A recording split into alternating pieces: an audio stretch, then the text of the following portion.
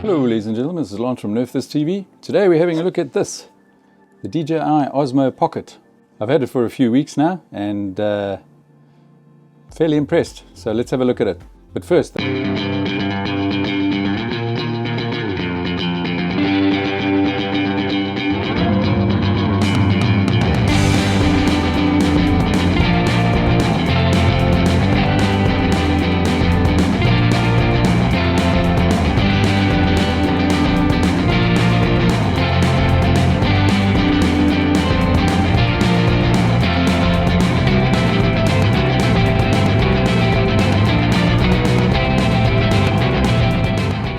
I'm not going to go into depth on the different specs, etc. for this. Suffice to say that it can shoot all the way up to 4K 60 frames a second, which is fairly impressive with such a small, let's see here, that is really a very small little sensor right there. The best thing about this is really the convenience and the size. With something this small, you're definitely not going to get the same type of quality as you would get with, say, a mirrorless camera like a GH5 or an A7 III. Something that you can pull out of your pocket and literally within seconds be ready to shoot. And it's stabilized, hardware stabilized, not software like, I know a lot of people compare it to the GoPro. Now the GoPro is good and it fits into its own niche. You wouldn't take this thing into situations that you needed to abuse your camera like you would a GoPro. So I think that has its own niche, whereas this is on its own. This I think is more geared towards the walk and shoot vloggers, the people that really want to get good footage for their holidays and that type of thing. On their advertising, they say that this thing boots up within 5 seconds, which I can quite believe. We can give it a good test here. What I'm going to do is stop as soon as the screen is visible with all the information so that I can press the record button. So starting it there, and we're ready. So that was easily within 5 seconds. And the mere fact that you can take something like this out of your pocket and be ready to shoot 4K 60 frames a second, stabilized, hardware stabilized, which is very good. Within 5 seconds is awesome. As far as size goes, I mean, this is a iPhone 10. You can see iPhone 10 with a case. This is pretty small. It fits in the palm of your hand, literally. Also, what's nice is this hard shell case that it comes with. When you switch it off, you'll see the little camera gets into the ready position, all nice, so that you can just slot it into your case, close it up, and you're ready to go. And it's nice and hard so that it can take a bit of abuse. Although I've seen some people abusing these online and they seem to be fairly rugged. As I said, it wouldn't class right up there with the GoPro, but it's definitely a lot more stable. I believe hardware stabilization will always trump software stabilization as far as GoPros versus something like this. It comes with these two little connectors. You'll see they slide in and out here. It's got these little pins over here, and it comes with a lightning little adapter and a USB-C adapter for your Android phones. There doesn't seem to be an adapter available yet for the older Android phones that use the smaller USB connector, but you know, who knows, maybe they'll get that. And then what you do is, as soon as you plug it into the phone that you do have that device, that software, the Mimo software on, it goes directly into the Mimo software, and you now get your manual options. You'll see I'm in manual, which allows you to set your ISO manually, your shutter. I'll show you some footage now that I shot when we went visiting a little German town, and I had it on auto the whole time because there was a lot of changing in light and dark and walking through tunnels into light areas and that type of thing. So I thought I'd just leave it on auto and see how it handles, and you'll see for yourself the footage came out quite nice. So you can have it on auto and then it'll just adjust, auto and stuff. You can also change your frame rates and that type of thing. It does a slow-mo, which is HD at 120 frames a second, and obviously it goes all the way up to 60 frames a second on 4K. So you've got the fine and the super fine. I've never seen any use of the super fine. In fact, it won't let me switch to it, probably because I'm running at 4K. Let's see if we drop it down. No, 60. Okay, so it's a redundant question because it doesn't want to let me switch into superfine anyway. Maybe it has something to do with the older iPhone that I'm running the software on. I'm not too sure. But the app does a lot of stuff. I mean, you can shoot photos, you can shoot slow motion here, time lapse. A lot of the stuff you can switch to on the phone, on the Osmo Pocket itself, but you can only do the professional settings, the pro settings, from the app itself. So if that's something that you want to do, then you have to connect it up. I do know that once you take it off of the phone and you've set your pro settings, they remain on the Osmo. As soon as you try and change something on the Osmo though, it'll ask you if you want to switch out of pro mode. You'll see as soon as I swipe somewhere to the right, it'll ask me, do I want to exit pro mode? But it'll ask you, do you want to exit pro mode? You say yes, and then you now have options for slow motion. You can scroll up photos, videos, panoramics, time lapse, and then you can swipe again and you can then do settings for your video. So 4K 60, 4K 50, all that type of thing. I do believe that in one of the upcoming firmware updates for this, you'll be able to set it down right down to 24 frames a second for those of you that are interested in shooting at 24 frames a second. I personally don't. I normally keep my frame rates quite high so that I can use the footage and slow it down if I need to do a little bit of slow motion, but that will eventually get there. The only thing that I've got against the actual footage that comes out of this is, at this point there's no log profile, so you can't shoot it and then color grade it later. With more flexibility you can color grade it obviously, but hopefully that'll also come in an update. I mean, there's no reason why it shouldn't be able to. Even the old Osmo was able to shoot in D-Log. What I'm going to do now is I'm going to show you a little bit of footage. I've cut pieces out of it so that it's not the full. I think the whole thing was about 5 minutes long, but there's about 3 minutes worth of video there. Just to show you some of the footage that I shot just walking around on auto, and there's some slow motion footage there as well, where I dropped it down to full HD 120. Yeah.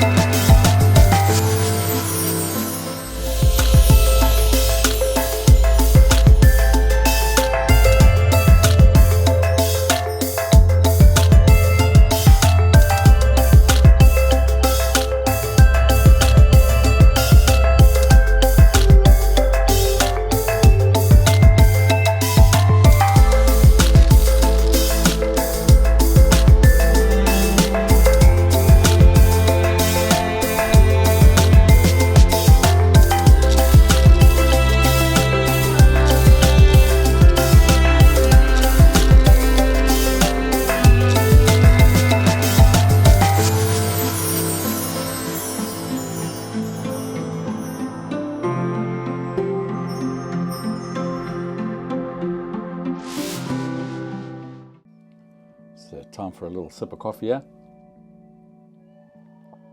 All right. The one thing that I did want to mention that is a bit of a con is the autofocus on this thing is, well, it's terrible. It works, but it hunts quite a lot. It's very much reminiscent of the first firmware version of the GH5. So it wants to help you out and it tries to help you out, but it's not very good at helping you out. Luckily, there's two modes. You can actually set it to a mode where you tap on the screen and it'll focus on that. The problem being is that screen is so small, you're never really sure that you've got the focus that you're wanting. I didn't really have too much of an issue with it while I was shooting out, walking around, but I could imagine it could be quite frustrating if you shoot this beautiful shot and then find out that your focus was like way out. As far as battery life goes, I shot that entire day of the footage that you saw, and we were out from fairly late morning all the way through into the evening, and I had no problem shooting and still coming home with about 30% worth of battery. If you do find that you're running low, I mean, this is not a huge battery in this. They say that it'll shoot like an entire day if you shooting a bit, switching it off, shooting a bit, switching it off. But even if you don't, it's because it's got a USB-C port on the bottom, you can plug in a battery pack and you can actually carry on shooting while it's charging with a battery pack. I would imagine that it can get quite warm though, because it gets warm as it is when you're shooting 4K 60, and that was, as you saw by the footage, on a day that was pretty cold.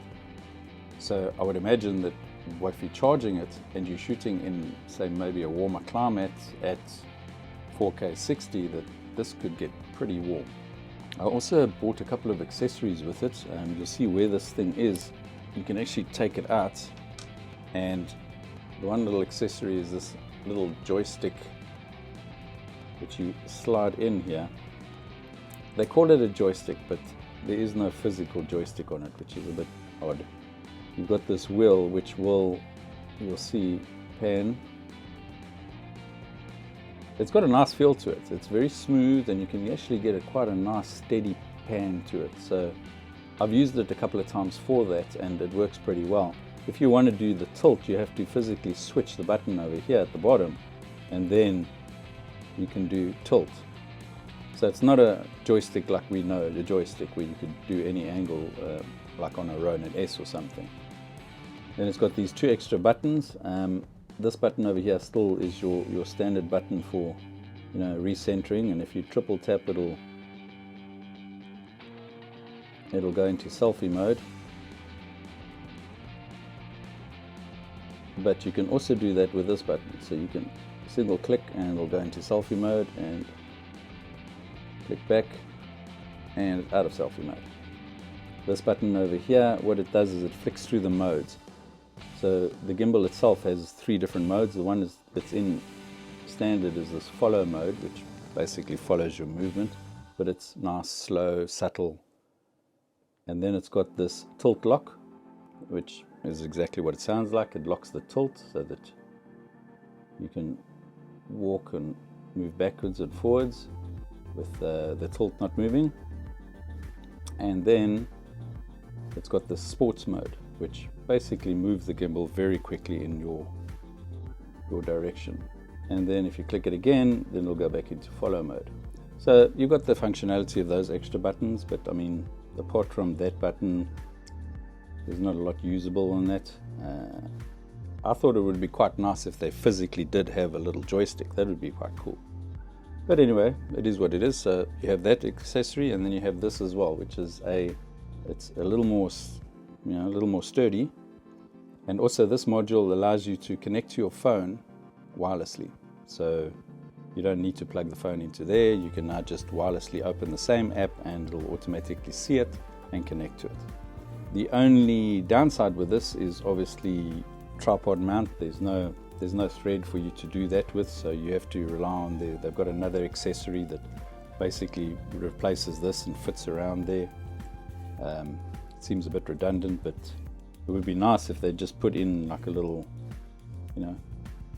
just a little mount there. That would be nice.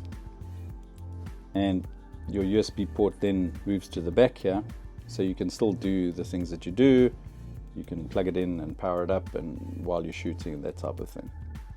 So that's quite nice. I mean, obviously there's your SD card slot, takes a micro SD. The other thing that it does, but it won't do in 4K 60, but I did get it to work in 4K 50, is in selfie mode. Let me just turn it around so that's on me, and I'll do some recording. You'll see it actually locks onto your face. So if I put this down and I then move around, it'll do the whole face lock thing, which is quite nice. In practice it works quite well.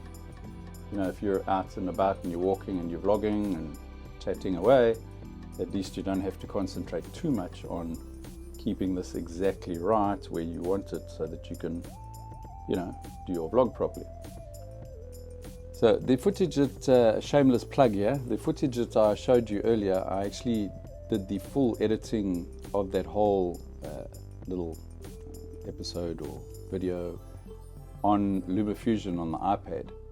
I actually do training on LumaFusion among other things, and I put a link down below for a decent discount so that you can get it for 50% off if you're interested in actually learning about LumaFusion and how it's used. The one thing that I've ordered, which I believe is definitely necessary after walking around and taking footage in the snow and whatnot, is ND filters. There's quite a few ND filters available already. I've actually ordered some from a company called Freewell, I think it is. And then you also get the Polar Pro, which are very popular among the drone users and that type of thing as well. And they just clip on magnetically onto the front there, and from all the footage I've seen, it does improve quite a bit. You know, if you're going to be doing outdoor shooting or travel shooting and that type of thing, then ND filters are a must. Well, I've rambled on enough now. Anyway, I hope you enjoyed this. If you found it interesting and useful in any way, please like, subscribe, hit the little bell icon, because YouTube will let you know if it feels like it. And I'll catch you on the next one. Bye bye.